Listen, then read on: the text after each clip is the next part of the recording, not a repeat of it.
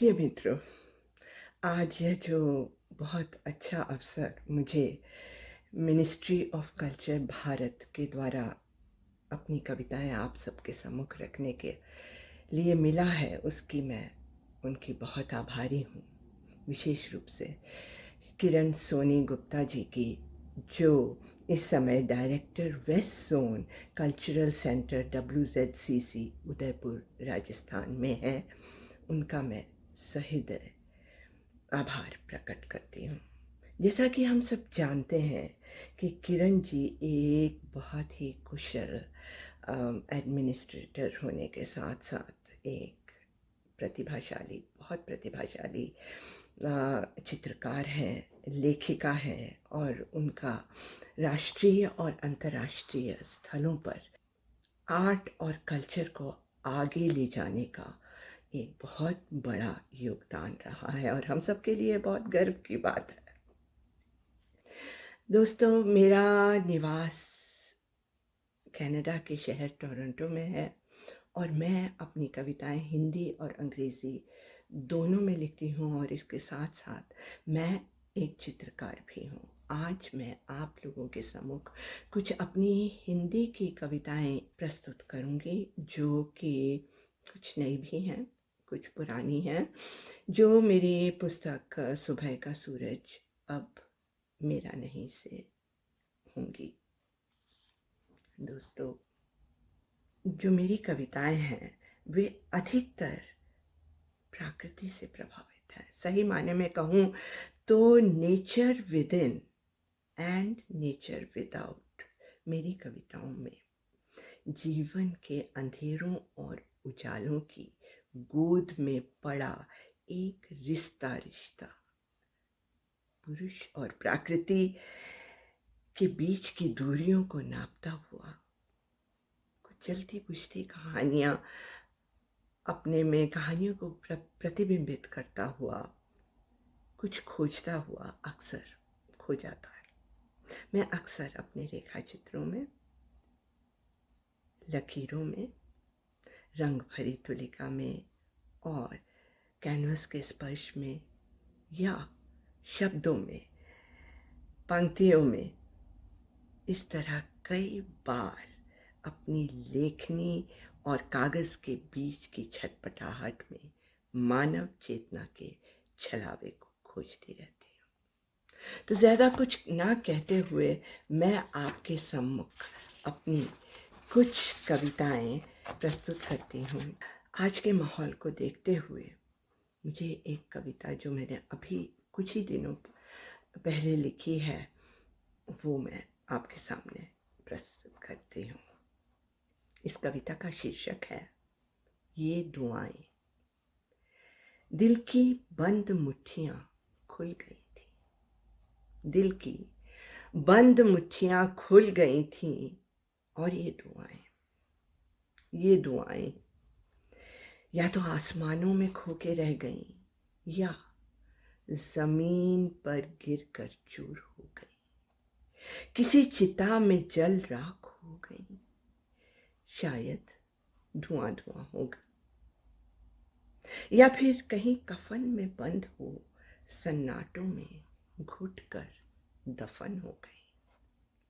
इस दर्द के शोर का मंजर, इस दर्द के शोर का मंजर मेरी नज़रों में चल रहा है। रोशनी मिट चुकी है और एक भड़कती आग आँखों में कुछ इस तरह से बस गई है कि ये ना तो सोने ही देती है, न जागने का कोई आसार है। कुछ तो हो जो इन जलते लम्हों को राहत सी मिले। या खुदा, तुम ही मेरे हाथों में वो दुआ पकड़ा दो ना। या खुदा, तुम ही मेरे हाथों में वो दुआ पकड़ा दो ना, ऐसी दुआ जो मेरे थके हाथों से उठे, तुम्हें झिझोड़े और तुम मेरी आवाज़ सुन भी सको। हो सके तो वक्त के इन्हीं हाथों को पकड़ गुजरते लम्हों की कराहटों को कुछ तो सुकून दे सको। नतमस्तक, नतमस्तक, सहारा मांगती हुई घुटती सांसों में फिर अपनी सांसें भर दो। एक बार फिर अपनी विशाल बाहें फैलाओ, समय की अनहोनी को अपनी पनाह में ले लो। एक बार फिर मिटते जीवन को अपने मृदुल आशीष के अमृत से भिगो दो।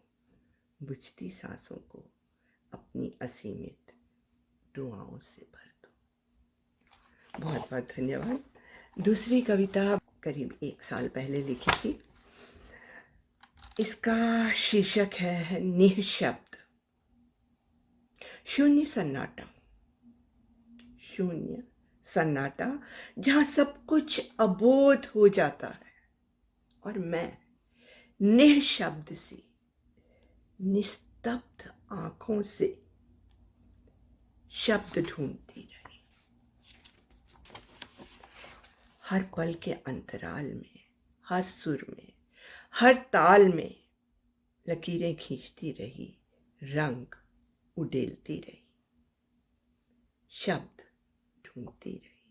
वाक्यों के व्यक्तित्व व्याख्याओं में लुप्त हो गए। आकृतियां लकीरों में उलझ कर रह गईं, रंग सूख कर काले पड़ गए और इन बहते क्षणों के क्षणिक आभास में, हर पल में, हर एहसास में क्षर होती हुई मैं अक्षर ढूंढती रही, जो आकाश की मिथ्या में सत्य लिखते।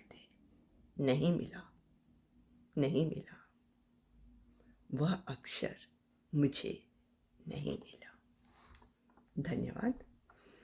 एक और कविता, और ये कविता मैं डेडिकेट करती हूँ नई पीढ़ी को, जो हमारी नई पीढ़ी, आने वाली पीढ़ी है। इसका शीर्षक है नवयुग।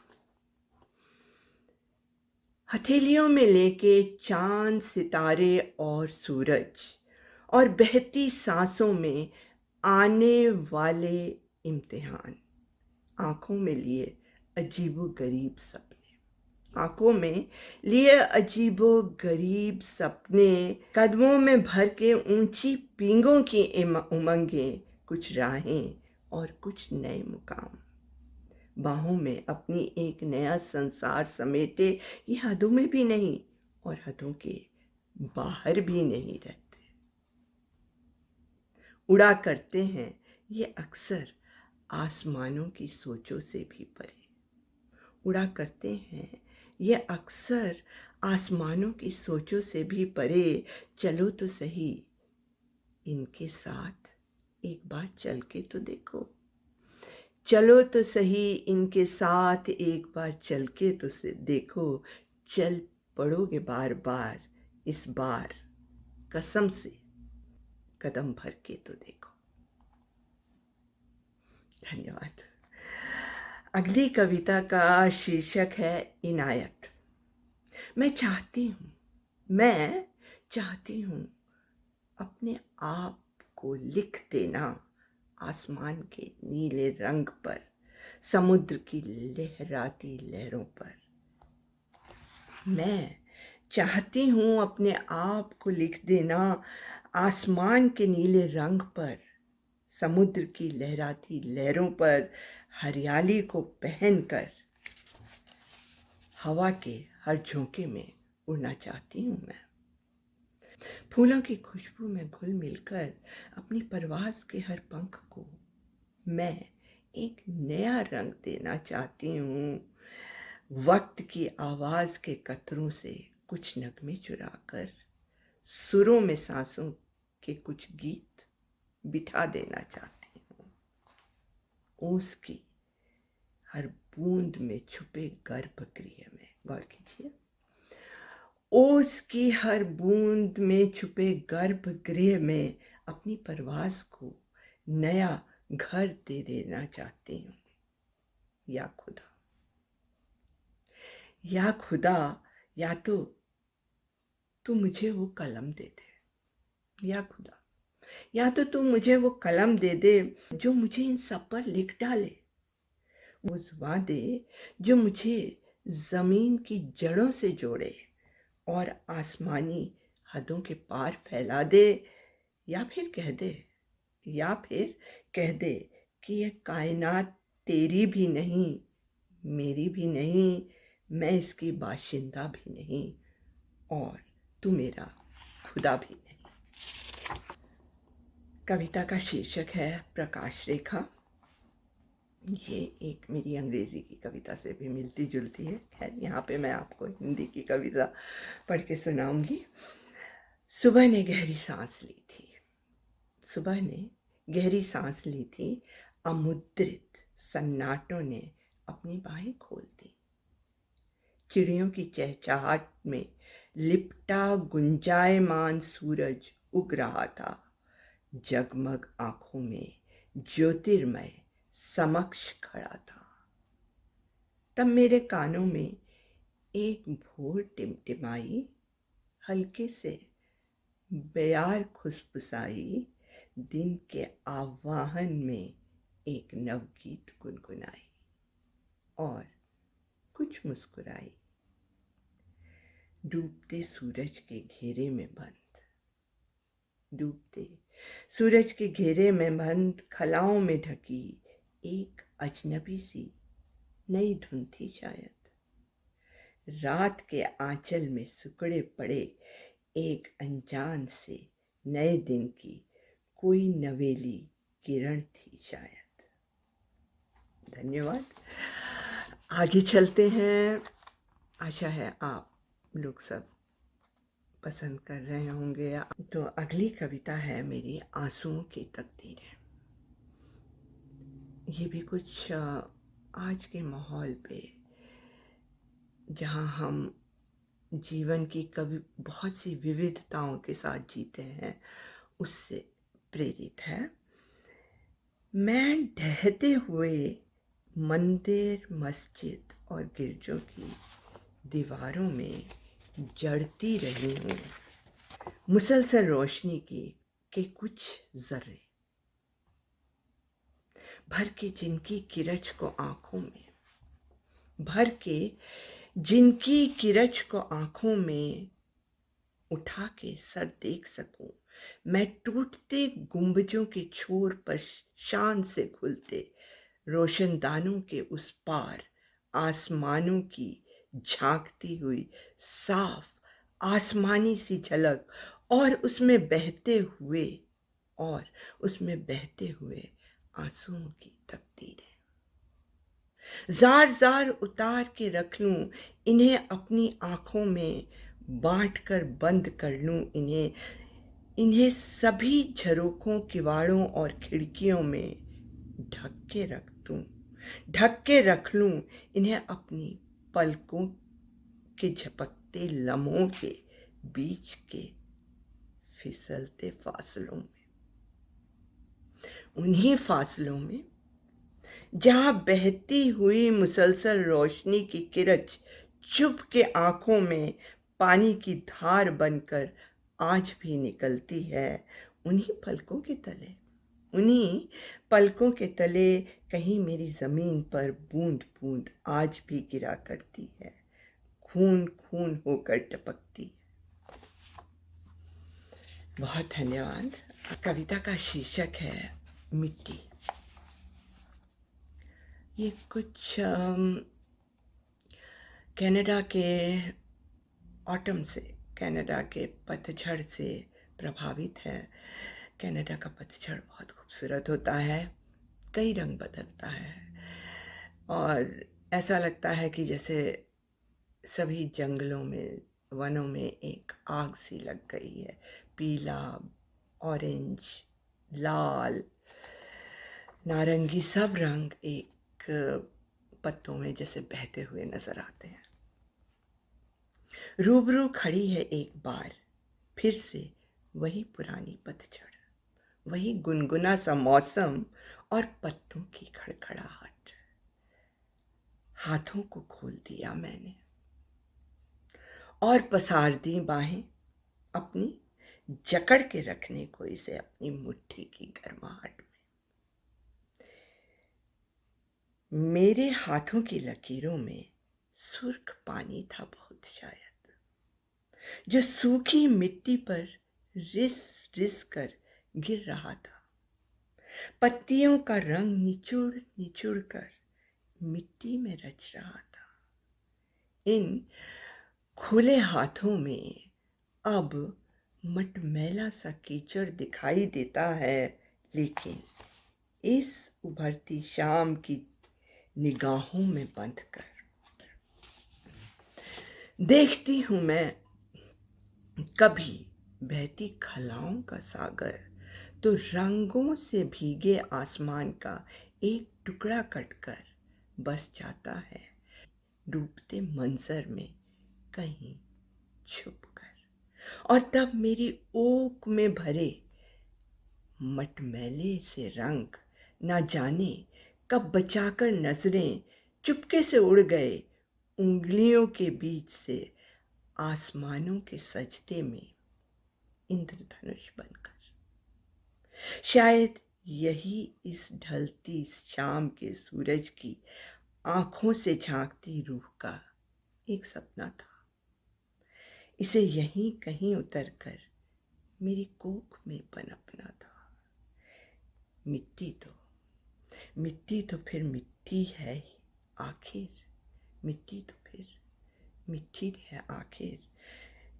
उड़े जितना भी जमीन से उठ नहीं सकती, रंगों से भरी हो जितना भी ये रंगीन हो नहीं सकती। अगली कविता है, इसका शीर्षक है कई जन्मों के साए। बहुत ही पुरानी नहीं है, कुछ ही दिन पहले लिखी है। तो ये ऐसे चलती है कविता। मैं चलती हूँ खोज में एक सुनसान जंगल में अपनी रूह को ढूंढती हूँ, और तब दूर क्षितिज से उतरकर सूरज की रोशनी घर की दहलीज पर आ बैठती है। मैं लौटकर दहलीज पर बैठती हूँ, मैं लौटकर दहलीज पर बैठती हूँ, डूबते सूरज को निहारती हूँ, ढलती शाम की कुछ जर्द किरणों को अपनी मुट्ठी में समेट लेती हूँ। शाम खामोश हो चुकी है, शाम खामोश हो चुकी है और रात अभी बाकी है। घर सुनसान है, दरवाजे बंद हो चुके हैं, दीवारों पर साए भटकते हैं। कोई खटका नहीं, कोई भी खटका नहीं, कोई आहट भी नहीं। इस घुप अंधेरे में मुट्ठी में बंद किरणें चमकती हैं, और तब मेरी रूह अपने कपड़े उतार मेरे सामने आ खड़ी होती है। मेरे चेहरे पर एक मुस्कुराहट है, सैकड़ों सवेरे मेरे होठों पर उतर आए हैं, और फिर इस बयाबान जंगल की ओर मेरे पैर मुड़ जाते हैं। बिना किसी डर के मैं वापस मुड़ जाती हूँ, चल पड़ती हूँ। कई जन्मों के साए मुझसे होकर गुजर जाते हैं। धन्यवाद। तो ये मेरी कुछ नई कविताएं थीं, और अब मैं चाहती हूँ कि मैं आपके समक्ष अपनी कुछ कविताएं प्रस्तुत करूँ, जो मेरे कविता संकलन ये सुबह का सूरज अब मेरा नहीं है से हैं।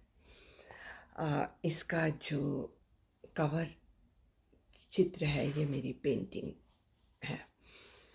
तो इस पुस्तक में मेरे कुछ रेखा चित्र भी हैं और साथ में कविताएं भी हैं। ये अमेज़ॉन पे उपलब्ध है अगर आप लोगों को चाहिए तो। पढ़ती हूँ कविता जो मेरे दिल के बहुत करीब है।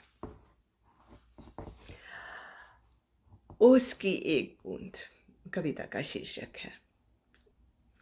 ओस में डूबता अंतरिक्ष विदा ले रहा है, अंधेरों पर गिरती तुषार और कोहरों की नमी से और यह बूंद न जाने कब तक जिएगी, और ये बूंद न जाने कब तक जिएगी इस लटकती टहनी से जुड़े पत्ते के आलिंगन में।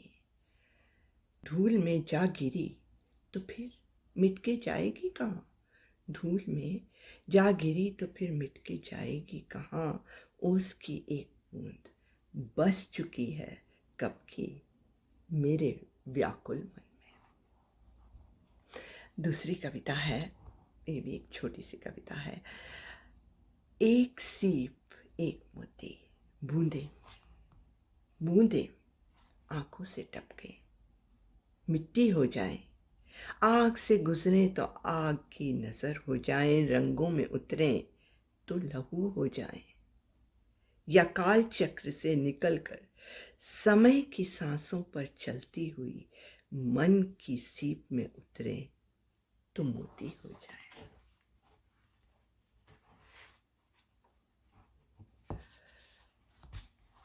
उन्मुक्त,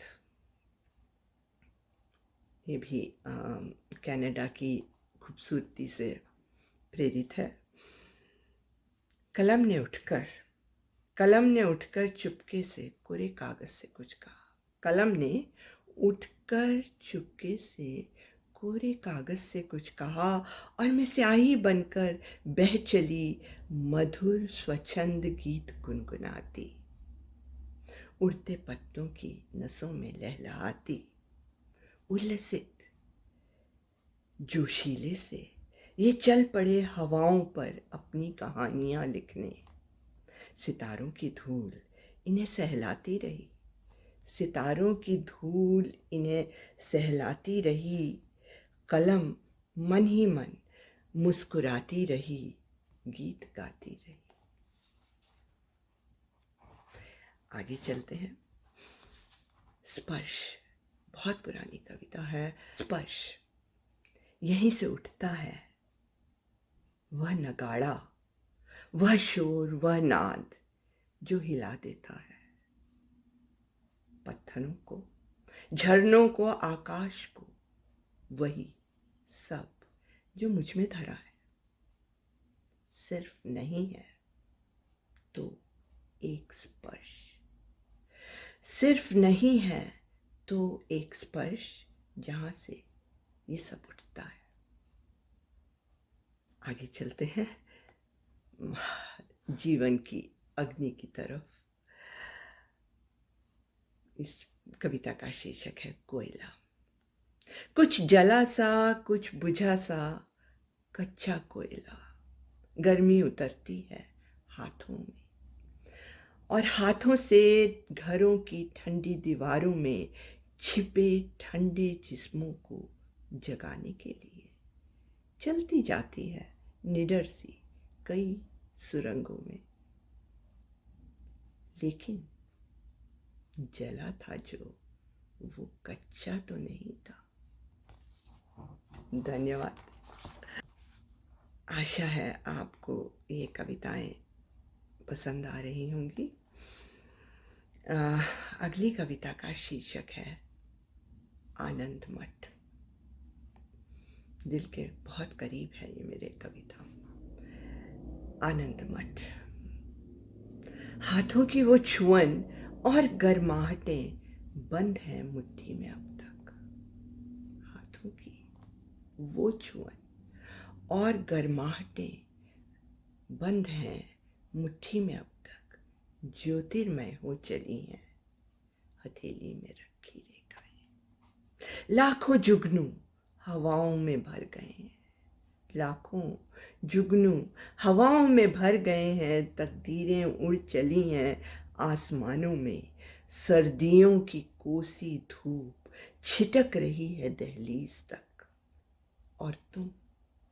और तुम कहीं दूर मेरी रूह में अंकित आकाश रेखा पर चलते हुए एक बिंदु में ओझल होते चले गए। और तुम कहीं दूर मेरी रूह में अंकित आकाश रेखा पर चलते हुए एक बिंदु में ओझल होते चले गए। डूब चुके हो जहाँ नियति सागर की बूंदों में तैरती है, मेरी मुट्ठी की में बंधी हुई रेखाएं ज्योतिर्मय हो चुकी हैं। तुम्हारी धूप मुझ में आ बसी। तीर्थ। सौंधी हवा का झोंका मेरे आंचल में फिसल कर आ गिरा। वक्त का एक मोहरा हो गया। सौंधी हवा का झोंका मेरे आंचल में आ गिरा और वक्त का एक मोहरा हो गया। और फिर फिजाओं की चादर पर बैठा हवाओं को चूमता आसमानों की सरहदों में कहीं जाके थम गया। एहसास को एक नई खोज मिल गई। एक नया वजूद मेरी देह से गुजर गया। आसक्ति से अनासक्ति तक की दौड़, भोग से अभोग तक की चाह, जीवन से मृत्यु तक की प्रवाह रेखा के बीच की दूरियों को तय करती हुई मैं इस खोने और पाने की होड़ को अपने में विसर्जित करती चली गई।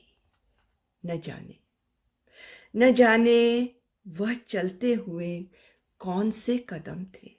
न जाने वो चलते हुए कौन से कदम थे जो जमीन की उजड़ी कोख में हवा के झोंकों को पनाह देते रहे। और इन्हीं हवाओं के घुंघरुओं को अपने कदमों में पहनकर मैं जीवन रेखा की सतह पर चलती रही, कभी बुझती रही, कभी जलती रही। इस कविता का शीर्षक है सरहद। और ये भी असल में कनाडा के ढलते हुए सूरज ने मुझे बहुत प्रेरित किया है। और आप देखेंगे कि ये सूरज का बिंब अक्सर मेरी कविताओं में कहीं ना कहीं ज़रूर उभर के आता है। मेरी खिड़की के बाहर एक डूबता सूरज है। जिसके रंगों को मैंने अपने आंखों से छुआ और पलकों पे सजाया है। मैं रुकी हूं उस पल के लिए जब यह रंग मेरे लहू में घुलकर मेरी नस नस में बहेंगे और ये नसें मेरे जिस्म से निकलकर मेरी रूह में बहेंगी। मेरा सूरज इतने करीब है मेरे कि मैं अपने आंखों की रोशनी से उसके जिस्म को छूती। रुकी हूं उस पल के लिए जब मेरी रूह आंखों की रोशनी बनकर निकलेगी और सूरज सिमट कर मुझ में आ ढलेगा। मैं क्षितिज बनकर उन रंगों में नहा लूंगी। उस एक पल के सपने को लिए जी रही हूं तो सिर्फ तुम्हारे लिए। उस एक पल के सपने को लिए जी रही हूं तो सिर्फ तुम्हारे लिए। तुम जो मेरी खिड़की के बाहर की जिंदगी की सरहद पर हर रोज डूब जाते हो और मैं अपने खाली हाथों में तुम्हारे रंगों को बटोरे अंधेरों में खो जाती। धन्यवाद। एक और कविता सुने और इस कविता का शीर्षक है अबध। समय बहता हुआ काश बंद हो पाता मेरी मुट्ठी में। ये भी एक बहुत पुरानी कविता है मेरी, बहुत शुरू की। अबध। समय बहता हुआ काश बंद हो पाता मेरी मुट्ठी में और शुरुआत होती एक जीत की। क्या संभव है? उंगलियां जो बांधती कांपती लकीरों को एक मुट्ठी में ढीली पड़ने लगती और इन झरीठों से कुछ क्षण गिरने लगते फैलने के लिए अनंत की शून्य दिशाओं में जो अनदेखी हैं। कौन से धागे होंगे जो इन्हें रेखाओं में फिर से बांध पाएंगे। उन्हीं को खोजती हूँ, शायद तुम्हारे पहलू में। एक और कविता आपके लिए प्रस्तुत है और इसका शीर्षक है मुट्ठी भर। मुट्ठी भर वक्त कुछ पंख यादों के बटोर कर बांध लिए थे रात की चादर में मैंने। मुट्ठी भर वक्त कुछ पंख यादों के बटोर कर बांध लिए थे रात की चादर में मैंने। पोटली बनाकर रख दी थी घर के किसी कोने में। आज जब भूल से तुम ख्वाब में आए, आज जब भूल से तुम ख्वाब में आए तो याद आ गई। बैठी हूँ खोजने तो कुछ मिलता ही नहीं, टटोलती हूँ, ढूंढती हूँ नजरें पसार कर। पोटली तो क्या, घर के कोने भी गुम हो चुके हैं सारे। इंतजार है तो बस एक ही कि वह रात एक बार फिर से लौटे, बूंद बूंद चेहरे से तेरे गुजरे। भर के हाथों में इसे सहलाऊं मैं, होठों से चूमूं, पोटली में रख दूं फिर से, इस बार संभाल कर अपनी पलकों के तले।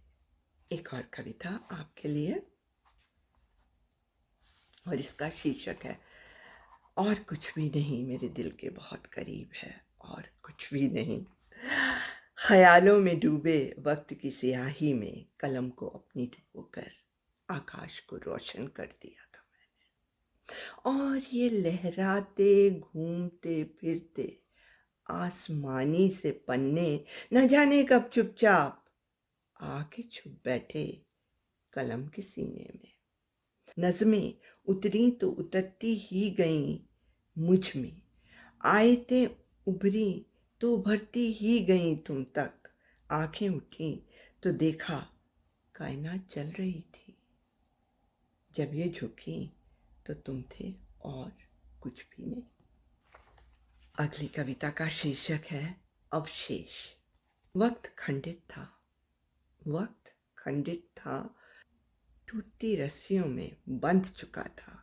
अंधेरे इन रस्सियों को निगल रहे थे। तब जीवन तरंग में अविरत मैं तुम्हारे कदमों में झुकी हुई, तुम्ही में प्रवाहित, तुम्ही में मिट रही थी, तुम्ही में बन रही थी। तुम्ही से अस्त और उदित मैं, तुम्ही में जल रही थी, तुम्ही में बुझ रही थी।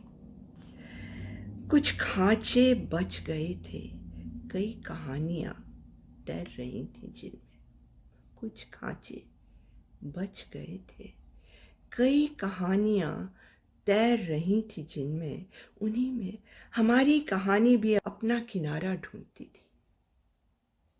एक अंत जिसका आरंभ दृष्टि और दृश्य से ओझल, भविष्य और भूत की धुंध में लिपटा मध्यम सा दिखाई देता था। अविरल, शायद एक स्वप्न लोक, और तब आँख खुल गई। हम अपनी तकदीरों में जग गए, टुकड़े टुकड़े जमी पे बिखर गए।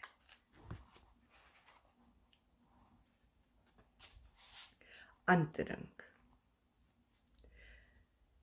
तुमसे मिली धूप तुम्ही को अर्पित कर दी मैंने, तुमसे मिली धूप तुम्ही को अर्पित कर दी मैंने।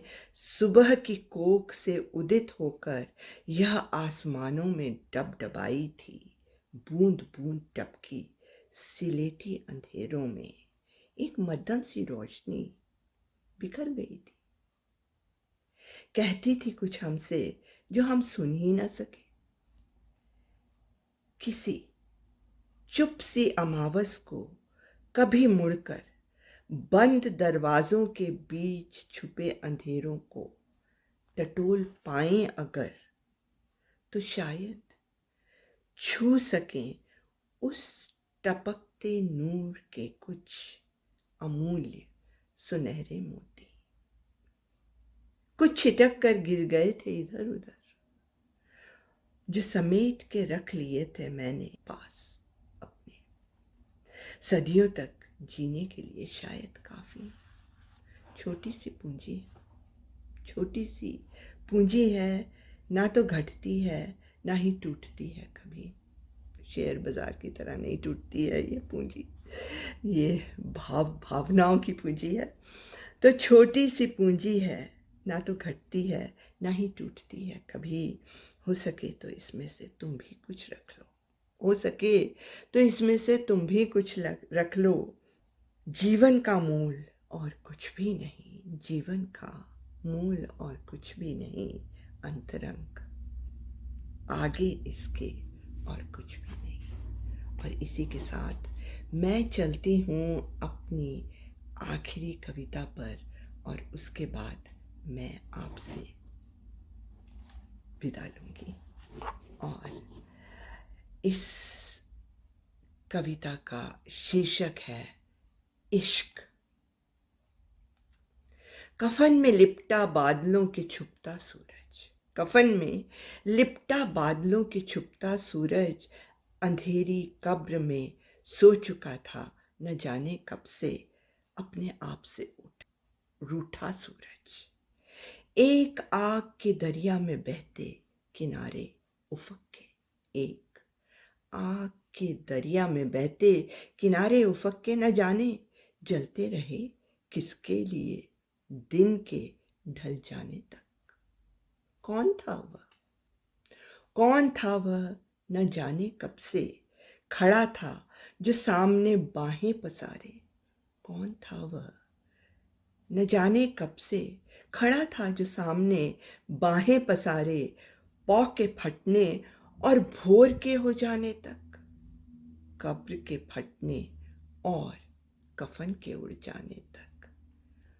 ओस की बूंद में छिपकर बैठा सांसें लेता, ओस की बूंद में बैठा छिपकर सांसें लेता, इश्क का कोई टूटा हुआ टुकड़ा है शायद, किसी बिसरे हुए गीत का कोई भटका हुआ मुकड़ा है शायद। बहुत बहुत धन्यवाद।